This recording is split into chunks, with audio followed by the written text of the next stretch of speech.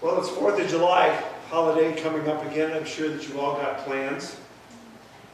Maybe hoping to use this time as an opportunity to catch your breath and enjoy some time together with family and friends. Maybe have a cookout and eat too much. Our son up in Nebraska has reminded us that they're getting ready to blow up all kinds of things because fireworks in Nebraska are worlds different than they are here in Arizona. You can actually do damage with fireworks up there. He's going to have a great time. But I hope you take time to use the 4th of July as what it was set aside for, to give some thought to what it is that has made this nation great. And that can be a challenging thing for us, because it's not easy as Christians to be a follower of Christ on the 4th of July. And I say that because it can be a real challenge to walk with Jesus as we enjoy all those things that make life great here in America. And I say that reflecting on what Jesus told his followers in Matthew this morning. Some words jumped out at me, and maybe they jumped out at you as well. Words like heavy burdens, take my yoke. Words like gentle and humble and rest. It seems to me that those words stand in pretty sharp contrast to all those things we think about our nation as we celebrate her birthday. Words like independence, strength, power, pride, walking free, the rocket's red glare, and on and on. It's not easy to follow Jesus in America because Jesus calls us to follow. And we like to lead. Jesus calls us to serve, and we would really rather be in positions of power and control. Jesus invites us to take on a yoke, a sign that we're willing to submit ourselves to God's leadership and to the lordship of Jesus Christ. We'd rather stand tall and stand alone as rugged individuals because in our minds that's what's made America great. Jesus invites us to love the Lord our God with our heart, soul, mind, and strength, with everything that we have, and love our neighbors as ourselves. We'd rather be more concerned with taking care of number one. As I said, it can be tough to follow Jesus in these here United States because sometimes what our faith tells us and what our ideas of American greatness would lead us to believe can be kind of a mixed up, muddling puzzle for us to understand. But we can take some comfort in the knowledge that we aren't the first ones who have had to deal with those kinds of struggles. Jen read from Paul's letter to the Romans this morning, and you could just feel the anguish that Paul was going through as he was trying to deal with what was going on in his life as a follower of Jesus Christ. But yet, in his life, as he continued to be victimized by the power of sin that he found surrounding him all the time. No matter how hard we try to live according to God's commandments, to love God and our neighbor, it doesn't always turn out that way. And we find ourselves falling short and then beating ourselves up for that we just haven't been able to do what God has called us to do.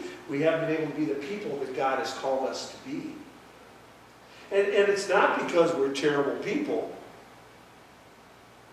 but it's because we're sinful people. And as Paul says in Romans in another spot, all of us have sinned and fallen short of the glory of God, and sin is powerful. And in our sin we get caught up in all these ways of thinking that are far from where God would have us be. But that's what sin does. It drives us farther and farther away from God. It puts up those barriers that have no reason to be there. We celebrate freedom, but we forget what freedom is, and we forget the responsibilities that go along with it. We've got to that idea that we connect freedom with power and might, and somehow things like humility and service get left in the dust. And that's sin at work in us as well, as sometimes because of sin we withdraw from doing things and we just allow whatever is happening to happen. and our inaction becomes sin, especially when we know that something is going on that's causing suffering or causing separation between people and God, our sinful part of us is very comfortable with that happening. And so we struggle just as Paul struggled as he wrote to this church in Rome. He sounds like he's exhausted, and in his desperation, he's unable to do anything more than he's already done to free himself from the power of sin in his life. And then we turn to the gospel, which is always a good place to go in those circumstances. And we see Jesus living a life that took on injustice and exposed all the different ways that society's attitudes and laws reflect sinfulness rather than loving God and loving our neighbors. And Jesus pointed out that sin could come from twisting that law to cause the loss of humanity and life as we interact with one another. And that doesn't sound very patriotic at all, does it? Paul's cry of desperation is quickly calmed with his own acknowledgement that sin is defeated by God through our life in and with Jesus Christ. And that's the rock on which we stand. Now, it's important to realize that Jesus doesn't say that it's going to be easy for us to walk that walk, to be free from sin and follow him. There's a cost that goes along with it. And the cost may even come from the place that we've trusted and pledged our loyalty, and that's why it's so hard for us to understand what sin is.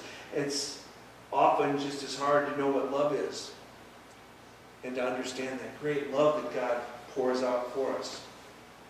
So we might have all the right motives in mind. They might be right on target, but right alongside of it is our sinfulness that just destroys all of that, and we're driven by a desire to have things just right in our faith, and as a result we divide ourselves off from anybody who doesn't see things the way we do. And so we have the world we have today. I love the story about the man who found himself marooned on a tiny island in the middle of the Pacific, and I may have shared it with you before, but good stories are always worth sharing again. It's the kind of a Tom Hanks castaway scenario. And this man was on this island for years, and he thought that any hope of rescue was gone. So he made a life for himself, by himself, as best he could. And one day, rescue did come. A rowboat came up on the shore, and they were ready to take him to the ship and back to civilization again. And before he left the island, he asked if he could show his rescuers around so that they could see how he'd survived all these years. So one by one, he showed them the hut that he'd constructed to live in. He showed them the storehouses he built. He showed them the laundry system that he developed, his means for collecting and storing rainwater to drink. He showed them with pride this little chapel that he'd used for his weekly service of worship. And the captain of the crew was impressed, but he noticed just down the beach, there was another little hut off by itself that was deserted and falling down. And the captain asked him, "What about that hut down there? What purpose does it serve?" And the castaway answered, "Oh, that's where I used to go to church."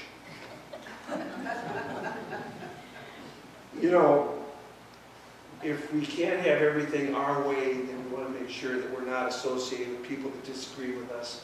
As much as we battle sinful attitudes that threaten to divide us, we also have that undergirding good news that sin does not exist when we live in Christ, and Christ lives in us. When we transfer our loyalty from material powers of the world to this infinite love God has for us, we find ourselves filled with that sense of blessing and abundance that overwhelmed Paul as he wrote to the early church. And we find peace, and we find joy. And did you notice how quickly Paul's mood changed in this letter? When he stepped back for just a moment, and when he, in the midst of the sin that he was battling with, when he stepped back and remembered once again how powerful God's love was, things changed. And there was that realization that sin is defeated by God in our life, in and with Jesus. In no words, no matter how deep, could really describe that kind of love in a way that we can understand. So, there are some good words to mull over on this holiday weekend. as we wrestle with what it means to be a Christian in our country this day.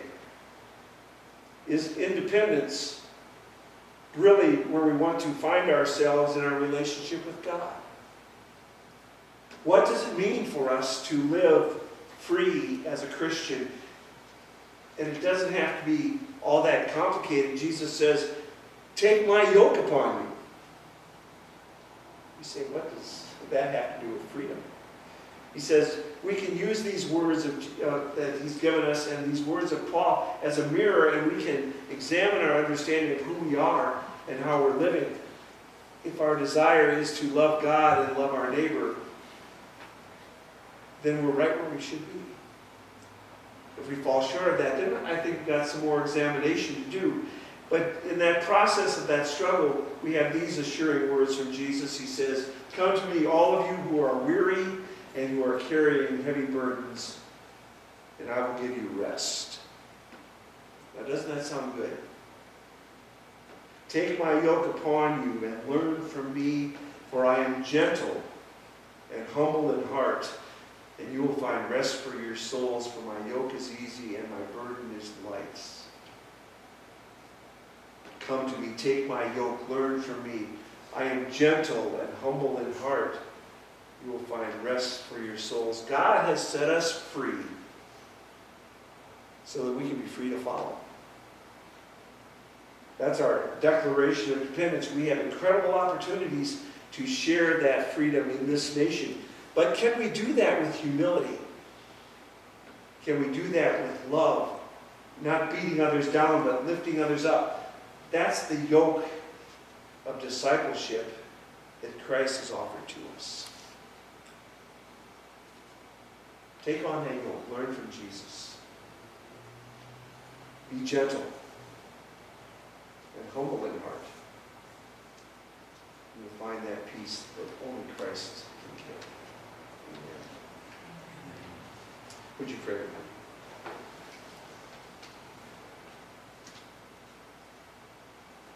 Lord God, so often as we journey with you, we find ourselves on a path that is in odds with what seems to be prevalent thinking in our culture, where humility is looked upon as weakness, where gentleness is scoffed at as just a way for others to gain the upper hand. But Jesus showed us that in humility and in gentleness, the true power of your love stands forth. As we prepare to come to your table, may we embrace the strength that comes from your love. A love so strong that nothing can break the bond that you've made with us in Jesus Christ. May that be our song of grace and love and forgiveness as we journey together. In Jesus' name, amen.